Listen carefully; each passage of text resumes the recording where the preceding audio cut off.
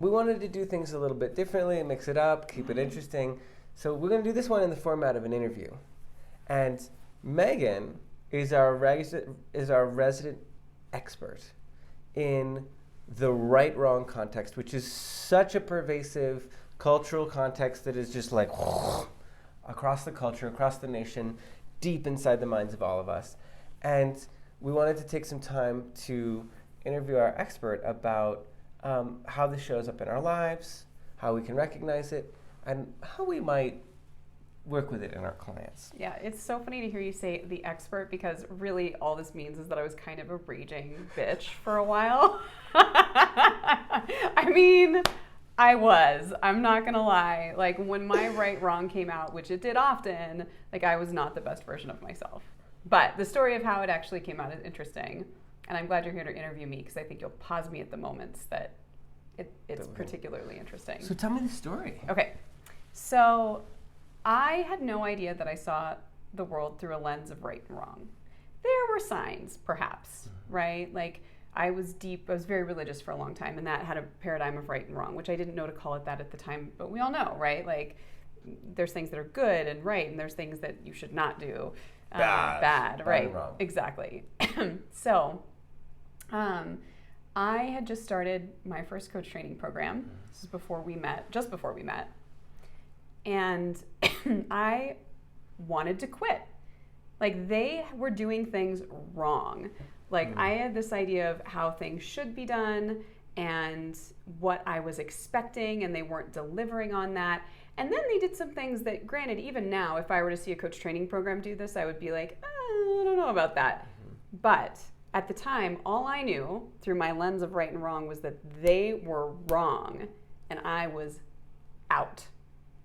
So I didn't do this nicely either. Like, I don't remember exactly how it went down, but I'm pretty sure I just was like, here's why you're wrong, therefore I'm leaving. Have a nice life, right? Yeah. I'm sorry, I'm coughing a little bit. I'm getting over a chest cold. But my coach at the time did something really brilliant, and really some things that she didn't have to do. One was that she got me on the phone immediately and started asking me about my experience and getting curious about what I was going through. And, you know, she heard me, she got what had happened, but she did something that, you know, only really great coaches do, which is she wasn't listening just for the content of what I was saying for the story. She was listening for the lens. Mm-hmm. And she asked me, I can't remember exactly how it came up, but she was like, do you often see the world through a lens of right and wrong? Do you know what I did? I can guess. You want to guess? Yeah, I'm guessing that you were like, that's wrong. That's correct. It was like, you're wrong, thanks, bye. Right, I didn't even look. I didn't even take a look. Because at the time, the filter was on so clearly that I would hear something, agree with it or disagree with it, and then just move on. Like, this is right, that's wrong, sorting them into their little piles as I went through life. I want to double click on this thing for a moment that you just named. I didn't even take a look. This is a thing that in this program and all programs, I think is a really big deal. It's like, oh, when you're given a reflection, you don't have to agree with it or disagree with it. That's another context. But there is this like value in like, let me take a look and actually take it in so I can see if it fits into this system. So in that moment, you didn't take it in. I didn't. You didn't take a look. Had I been really interested in my personal development, I would have thought, this is a person who I've been having intimate conversations with and who is trained, and she's known me for a little while now.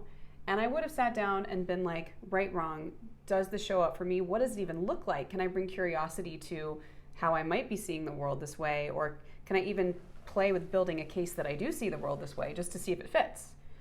None of that. So what happened next? So what happened next is this program had a 3-month policy. Like, you could give notice, but you had to be in for 3 months. And, you know, in my world, waste was wrong. So I was going to finish these 3 months. And I continued to have my coaching conversations with her thinking, oh, I'll make progress on other goals, whatever. And this idea of right, wrong kept coming up. And I didn't know this at the time, but this was maybe the biggest thing between me and my happiness and me and more positive relationships. So when I was right, I'd get really self-righteous. And I'd be like, I am right. Like, this feels so good, right? Like, if I was wrong, I would grovel. I would feel guilty. I would, like, go over the top to make it up to people because being wrong was so wrong inherently. So bad. So bad. I'll do everything to make it right. Exactly. And if I was right and someone else was wrong, I'd expect them to do the same. On your knees. Exactly. Yeah, exactly. Mm-hmm. Now, granted, I wasn't totally evil. This was not... Like, this makes it sound really bad. I wasn't evil. This is just, especially when I was triggered about something, this is what happened. Because when we're triggered, our lenses get thicker. Like, we see the world through this lens, and then when we get triggered, it's like it gets more thick, and everything becomes much more binary, or it did for me. Totally. Yeah. So it kept coming up because I'd bring coaching requests about my relationships. And my coach would reflect, oh, are you in a right wrong about this? And eventually it came up so much that I just couldn't deny it anymore. I was like, you know what? I think I am. Like, I think I am in a right wrong about this situation. And once I realized, I remember the day that, what was even going on? I think she was asking me about, she was like, is there any gray area in this for you? And I think it was about a relationship challenge I was having. And I just burst into tears because suddenly I realized that if I could put down this binary world and be in the gray area, that there's many different truths, that sometimes people are right or wrong, and it's not a reason to, like, cut them out or, or drag someone through the mud or drag myself through the mud. Like, how much more gentle and beautiful life would be from that place. And I just saw it for the first time. Like, all the pressure from right and wrong lifted off of me. Like, can you imagine? Like, if you were always right or wrong, like, what sort of pressure that would put on your life? It was terrible. Yeah. Just like walking down the street. Am I walking right? Am I walking in the right place? Is it the right part? It's just like, that seems such an oppressive life. It was so oppressive for me and for the people I was in relationship with, right? Mm-hmm. It felt really stiff and rigid. I also, like, I'll still get it. When I'm triggered by things, I get really right wrong about time. You've experienced this. Like, if I'm triggered, I'll get really right and wrong about, like, this is when we start, this is when we stop. It's very intense. So what I want to highlight about this experience was that, like, one, I couldn't see it. It was the water I was swimming in. Mm-hmm. Two, my coach had to lovingly reflect it over and over and over again, theoretically without attachment, right? Although I have a story that she was probably pretty attached.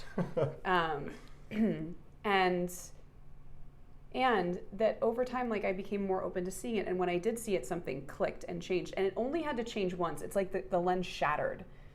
And, like, it was like I was liberated. I haven't heard other people talk about lenses like this, that, like, the lens shattered and they were free. That was my experience. And of course it comes back from time to time, but for the most part it lost its, like, power over me. It sounds like you no longer believed that the right-wrong context was right. Yeah. It's like the meta lens. You were right. Like, I don't want to live through this lens. So anytime you come back to seeing it, you're able to put it down. Yeah. So what's life like on the other side of the right-wrong? I mean, it's so much more spacious. And I also want to say that even though it cracked in that moment, my coach had to reflect it to me for the rest of my program. Like, it would sneak back in, but then I became really good at spotting it because she was helping me spot it. And so I got trained out of it over time. Life is like, I'm so much better at empathy. I'm so much better in getting someone else's shoes. Like, because if I can be like, oh, I believe I'm right, but that's not always real or empowering. I want to take a look at the other side and what the gray area might be. There's also just, if I can reflect, yeah, because we've been friends for a long time. Yeah. Like, in the early days, like, you didn't have that much grace. And, like, on the other side of that, like, I experience you as full of grace. Mm. And, like, when things go wrong, like, you're like, okay, let's figure it out. Like, there's that empathy, but there's that kind of practical grace of, like, dancing in the moment, or like the GPS, recalculating, right? There's a certain quality of grace that you have that I didn't see before. Yeah. Okay, so there's what I'm hearing, I just want to double down, is that if we use this lens, it's like we can reflect this to our clients. It's like, oh, you're putting things in black and white. Oh, you're putting things in right and wrong. Yeah. So just the reflection is powerful. And I'll say that I feel like I've mastered reflecting the right and wrong to clients over the years, because I've mastered it in a sense within myself. And we just laugh about it now most of the time when I present it to clients, because I'll bring in it kind of sneaky like if I think I hear it sometimes, I'll be like, hey, what's your relationship to right and wrong? And they'll take a look, and I bring it really lightly, and they can see it or they can't. But then if they can't see it, even later in that conversation, I'll be like, I don't have to be right about this. And I think I hear some right wrong there. And by the end of the conversation, they're catching it and they're laughing and they can see it. Yeah. Mm-hmm. I like doing that too. I'll be like, it's almost like they're wrong. Does that feel right? Does that feel right to you? Does it feel right to you? Yeah, yeah. And so I agree with, like, I'm with that. It's like when we bring it lightly, yeah, it's easier to see where it's like, oh, okay, Megan, it sounds like, oh, seems like you're in a right-wrong context. It's like, oh man, they feel it. They're like that transmission of like, oh, you're in the right-wrong. That's not an evolved way. Well, they to make it see wrong. The world. That's what people in the right-wrong context do often, is when you bring that reflection, they'll be like, you're making me wrong. And it's like, that's part of it. I'm not there it is. There There it is again. There it is again. Mm-hmm. There it is again. Mm-hmm. Okay, so we reflect it. Yeah. What else is powerful to do? So let's say we reflect it, they identify it, then what? Notice where else it comes up in your life. I feel like this noticing self-awareness piece is really tricky, and getting permission to help them spot it, because it's really hard to see oftentimes. So we reflect it, get them to notice it in the moment. Mm-hmm. Then they expand out. They notice where else it shows in their life. You mentioned something about the gray area. Mm-hmm. Can we double click on that? Yeah. So once a client can recognize if they're in the right-wrong paradigm, there's this idea of gray area. Hey, if right-wrong exists as a paradigm, as a lens, can we also consider the idea that maybe gray area exists as a lens through which you could see the world? Would you be willing to even try that on? You don't have to do anything about it. I just want you to take a look. What does that look like? Yeah. I had a dear friend. I was living with her. And she was going through a personal development program that was really hitting the right-wrong thing in her, and she had it big. And I got home, and she was sitting on my bed in my room talking to herself. And this was unusual. She was not a crazy person. And I came out, I was like, what's going on? And she's like, I just have to run something by you. And she was like, okay, I'm doing this practice. Okay. There's no right way. Oh, it can't be true. I don't know. And she would like, oh, it can't be true. And she's like, okay, let me try it again.